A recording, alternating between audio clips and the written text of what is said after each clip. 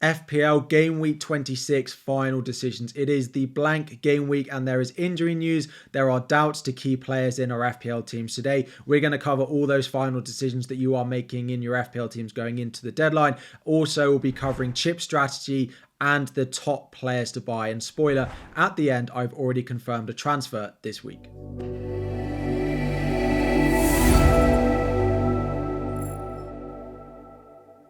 What is up, everyone? FPL Harry here. Before we dive in, 1,000 likes on the videos, DM, subscribe if you are new around here as well. And the one biggest piece of injury news we got today was Rasmus Højlund at Manchester United. He is currently the most transferred in player going into game week 26, and he has been ruled out for 2 to 3 weeks by Erik ten Hag with a bit of an injury. Now, what does that mean? How long is he likely to be out for? Because Manchester United are likely to blank in game week 29, it is unlikely that we see Højlund before game week 30 in FPL.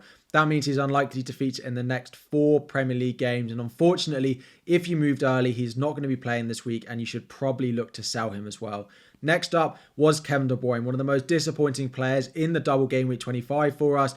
He didn't feature in the second game as a bit of a precaution from a hamstring injury. Pep Guardiola has been positive, speaking about Kevin De Bruyne today in his press conference. He said that he's looking better. He's glad he didn't use him as a precaution. He is expecting him from travel, but we don't know if we'll be risking him completely from the start of that game. Saying that he's going to travel does mean that I do expect him to be in the squad, but do I expect him to start? Given that they do have difficult fixtures against Manchester United, Liverpool, and the Champions League coming up as well, I'm not sure. It is worth bearing in mind that Manchester City are close enough to the FPL deadline on Saturday that we may get a little bit of early team news depending on whether De Bruyne's going to start, Foden, Haaland, some of your defenders in like Walker and Ake. So if you have De Bruyne, it's probably worth deciding what you're going to do much closer to the deadline.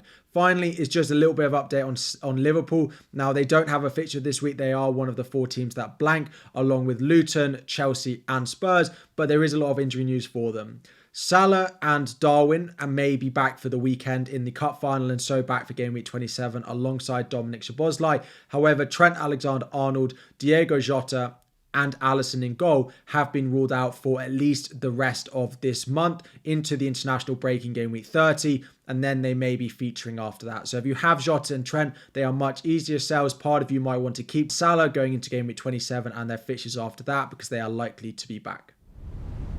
Now, one of the biggest things you need to consider every single week now is what you're going to do in game week 29. It is the biggest blank game week of the season. Are you going to be playing your free hit or not? If you're playing your free hit, then this section is not massively important, as you can completely forget about game week 29 if you're playing your free hit that week, which is currently what I plan on doing in my team. However, if you've either used your free hit or you're going to save it for another week, which is definitely a plausible strategy, you need to be thinking about making sure you have 9, 10, 11 players out in that blank game week. At the moment, there are only 6 teams, as you can see in the bottom there, that have a guaranteed fixture in game week 29, and they are Burnley against Brentford, Fulham against Spurs, and then West Ham against Aston Villa. So if you are looking for a player this week, the likes of Aston Villa assets and likes of Douglas Luiz and Pau Torres, Ollie Watkins become more popular. However, if you are free hitting that week, you can take a punt on someone who potentially plays for Wolves. Now, this will be 100% confirmed going into game week 27.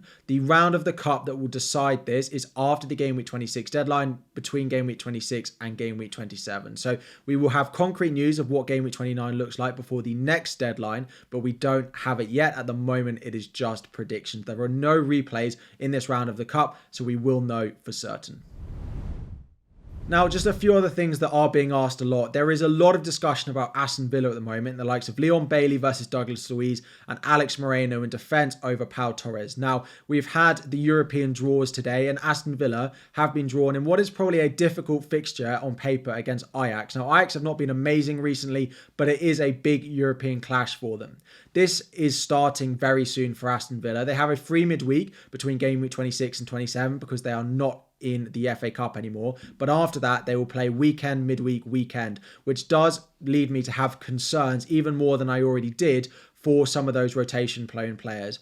Leon Bailey, for example, could rotate with Diaby. Luca Dean can rotate with Moreno as well. Now, what's likely to happen is one of them will play Europe and one of them will play Premier League. So it might be Moreno who just plays all the Premier League games. Leon Bailey might just play all the Premier League games, but we just don't know that for certain. At the moment, Moreno and Bailey are first choice for Aston Villa over Luca Dean and Diaby, but we don't know whether he's going to favour the Premier League or Europe for his first choice 11. So I would go save on Douglas Luiz in midfield and Pau Torres in defence. Next up is Hwang Hee-chan versus Neto. A lot of you looking at the Wolves midfielders. I've confirmed my transfer on this and it is Hwang Hee-chan. He is the one that I prefer. We don't 100% know that he's going to be on penalties, which I've said previously and I see a lot of people talking about. Sarabia at Wolves has had an incredible record at penalties. He scored 17 out of 17 or 16 out of 16 or something crazy like that. We've never had a Wolves penalty where Hwang Hee-chan and Sarabia have both been on the pitch. So we don't actually know that. The only positive is on that is that Sarabia rarely plays more than 75 minutes. So if they did get a late penalty, Hwang Hee-chan would likely be second on the list if he's not top of the list anyway. I do prefer him. Neto versus Hwang versus Sarabia. Sarabia's minutes being slightly lower does just mean I'd go for one of the other two. Plus, when other players like Cunha potentially come back, other potential rotations in that attack, Sarabia would be the first one to drop out. Hwang Hee-chan is also playing up front at the moment and he's just a bigger goal threat. You want the goal threat rather than the assist creativity that you get with Pedro Neto, in my opinion.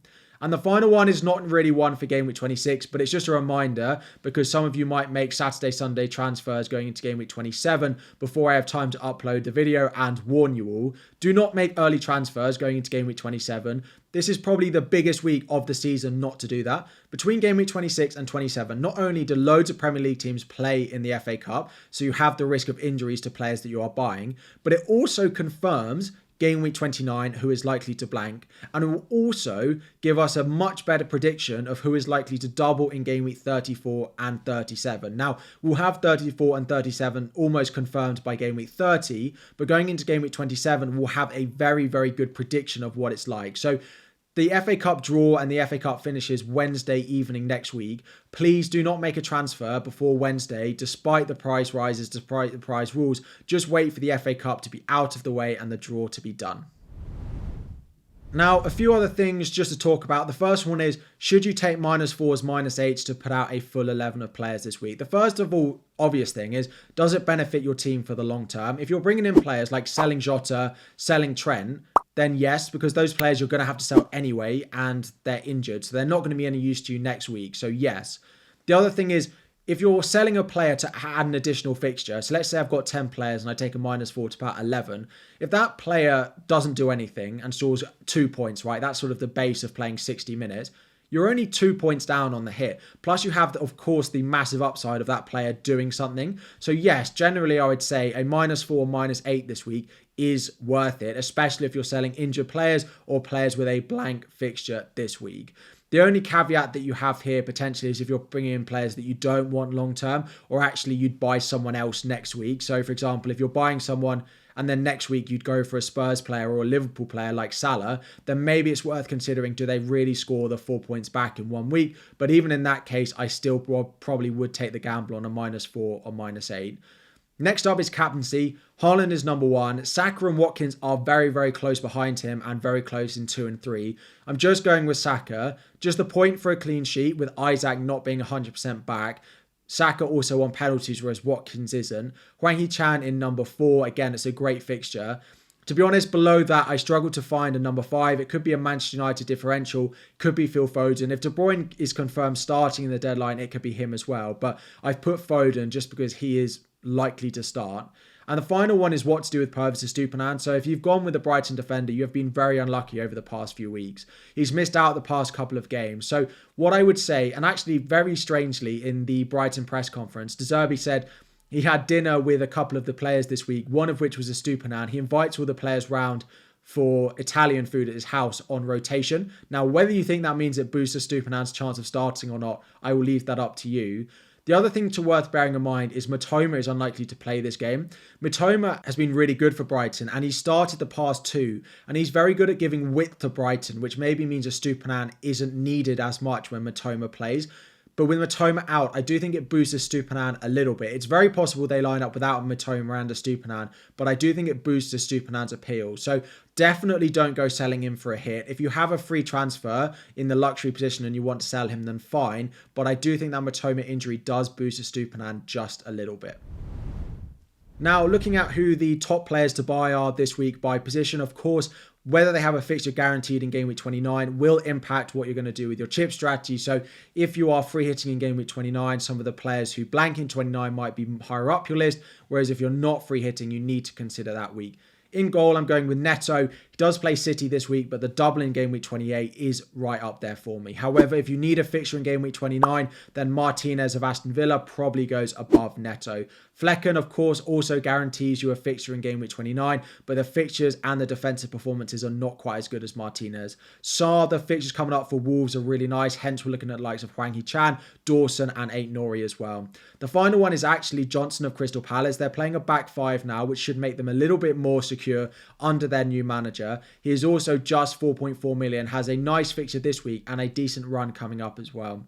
Into defence, the double Arsenal does go 1 and 2. Gabriel, just cheaper, just slightly more attacking, goes 1 with Saliba 2. I also like Ben White, but I couldn't fill the top 5 all with Arsenal defenders. We've just got 2 in there.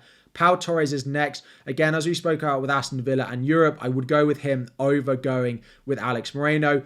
Number 4, I've gone with Dawson over going with Ait-Nouri. Ait-Nouri is an exciting pick. If you're watching games, you'll probably want Ait-Nouri, but Dawson has had more attacking returns. His underlying data is very good from corners. So I have gone with him, and Ait-Nouri's injury record is not amazing. And finally, number 5, the cheap option on the list is Van Heck of Brighton. He is nice and cheap. He can allow lots of things, and it is a decent fixture this week. Into midfield, again, double Arsenal 1 and 2. Saka, the number 1 to buy. If you don't have him in, just find a way to get Saka. Number 2 is Odegaard. Now, I like Odegaard over Hwang Hee-chan, but it's just what it allows you to do with other moves. There's 3 million difference between the two of them at the moment. So for me, if I go Odegaard, I can't get Salah next week if I wanted to. So that's why Hwang is potentially a better option based on the value that he is. Douglas Luiz, number 4, again, carries you through nice fixtures on penalties, on sort of set pieces, good for bonus and guaranteed to play in Game Week 29. And that guaranteed to play in Game Week 29 is why he goes just above Pascal Gross.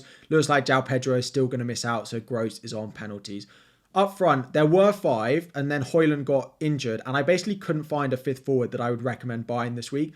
Haaland 1. I like Solanke over Watkins, just going forward into the double. Watkins 3, and then Ivan Toney 4. There are a few others, but I'm not really sure I'd recommend buying them to you. So here is a free hit draft just to rattle through this. We've actually gone with Johnston in goal. I would pick your backup keeper as Dean Henderson, the 2 Palace keepers, just in case they switch something around. But they're playing a back 5. It's their first game at home under a new manager, and he's very cheap, and it's Burnley at home this week. Into defence, you have 3 attacking fullbacks. It's Dalot, it is Alex Moreno, and I have spoken about the risk of him, but I do think he'll start this one. And then Ait-Nouri of Wolves. Again, Dawson is maybe better long-term with the injury risk of Ait-Nouri, but this week, why not go exciting on Ait-Nouri? And I've actually tripled up on Wolves because Højlund is injured. I've dropped him, and I haven't massively wanted to go on Man United because I think they're weaker without him. So Hwang and Neto come in. They combine with Odegaard and Saka. Think Arsenal will win comfortably at home against Newcastle. And with De Bruyne being a doubt, with Grealish still being out, we've gone with Jeremy Doku in midfield, with up front Erling Haaland and Ollie Watkins. On your bench, just fill it with players who have a fixture this week. There aren't massively any. I'd probably go Douglas Luiz, maybe Mitchell, and then maybe a Van Heck in defence, alongside your Dean Henderson in goal on your bench.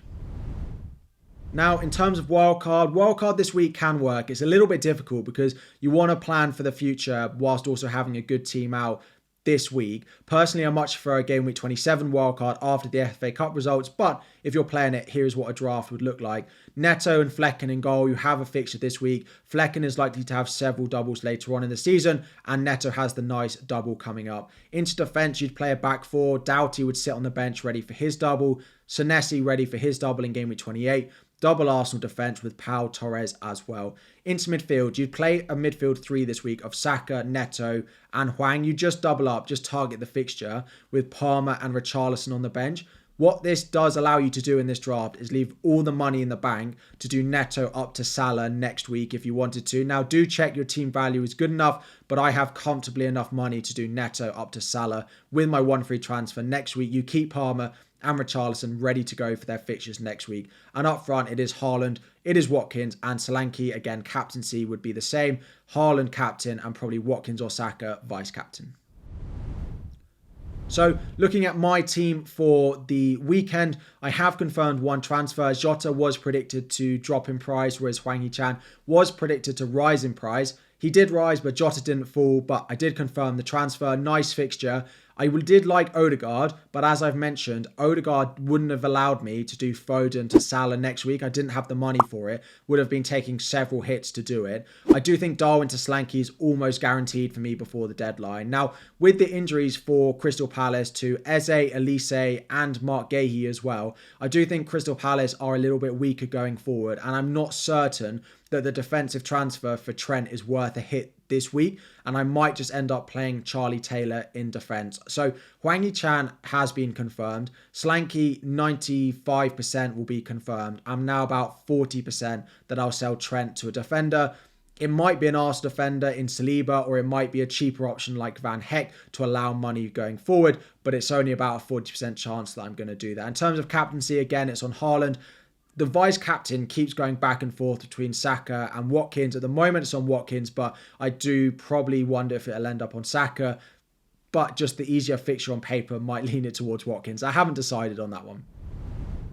So that is all for final decisions. If you have any final questions, reminder, there will be a 2-hour deadline stream in the lead up to Game Week 26. It is a later deadline, so 11:30 a.m. until 1:30 p.m. where the deadline is UK time, as there is no 12:30 kickoff in the UK. There are lots of 3 o'clock kickoffs, plus Manchester City are at 5:30, so there may well be a decent bit of early team news going into that deadline. So do tune in there. Subscribe if you are new around here.